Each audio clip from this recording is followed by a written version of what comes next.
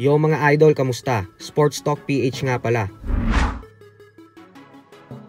Ang update kay Pacquiao. Pag-usapan natin yan mga idol. Ngunit bago ang lahat ay huwag kakalimutang mag-subscribe at i-click ang notification bell button for more sports talk. So alam nga po nating lahat na abala ang ating pambansang kamauman ni Pacquiao ngayon ang dahil sa pagtakbo nito sa pagkasenador sa halalan na nakatakdang ganapin sa susunod na buwan. Subalit isang nakakagulat nga pong balita ang inilabas ng batikang sports journalist na si Snow Badwa sa kanyang official Facebook page kanina lamang. Ito po ay matapos niyang sabihin na sana daw ay mali ang kanyang source dahil napag-alaman umano ng source niya sa mundo ng politika na kinakapos na daw ng pera ang 8th Division World Champion para punduhan nito ang kanyang pangangampanya.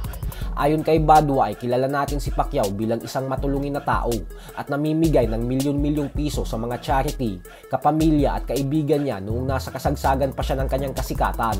At nakakalungkot lang daw isipin na ngayon umano ay napagbabalitaan na hindi na nito mapunduhan ang kanyang pagkampanya. Kapag tatakbo ka daw kasi sa pagkasenador ay kailangan mo ng budget na hindi bababa sa 100 milyong piso. Minsan nga daw ay bilyon pa. Ang tanging paraan na lang umano ngayon upang makabalik sa pagkasenador si Pacquiao at manalo sa nalalapit na eleksyon ay kung bibigyan ito ng single vote ng kanyang mga dating beneficiaries at mga supporters. Dahil kung hindi ay malabo daw itong makapasok sa Magic 12 sa eleksyon. Tandaan umano natin na sa bagong inilabas na SWS survey ay nasa ika-12 pwesto si Pacquiao. Pababa na po ng pababa ang kanyang ranggo sa survey kumpara noong umpisa pa lang ng kampanya.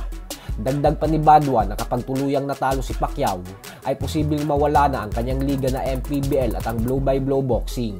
Bukod dyan ay may source din umano na nagsabi sa kanya na upang mabawi daw ni Pacquiao ang mga ginastos nito sa kampanya ay baka umano magsagawa ito ng isang comeback fight sa sports ng boxing sa buwan ng Hulyo ngayong taon. Ganun pa man ay mensahe ni Badwa kay Pacman na sana umano ay magparamdam naman daw sa ating pambansang kamao ang mga taong tinulungan nito dati.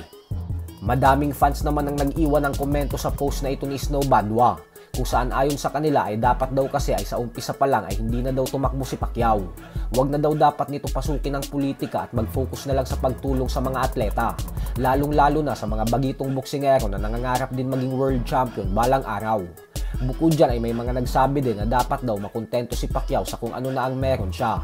Habang may isang fan naman na bumanat na kaya kahit anong galing daw ni Pacquiao sa boxing, ay mas hanga pa din daw siya kay Floyd Mayweather Jr. Dahil mas matalino daw ito pagdating sa mga desisyon na ginagawa sa buhay at hindi nagpapadala sa mga bulong ng nasa paligid.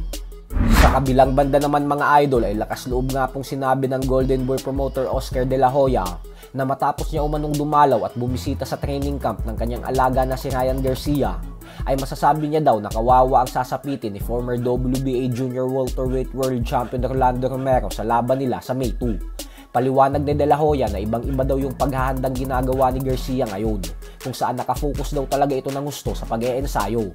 Kaya naman ang kanyang prediction umano ay maagang magtatapos ang sagupaan ng dalawa, dahil matatalo daw si Romero via knockout sa unang bahagi ng laban. So hanggang dito na lang po muna tayo mga idol.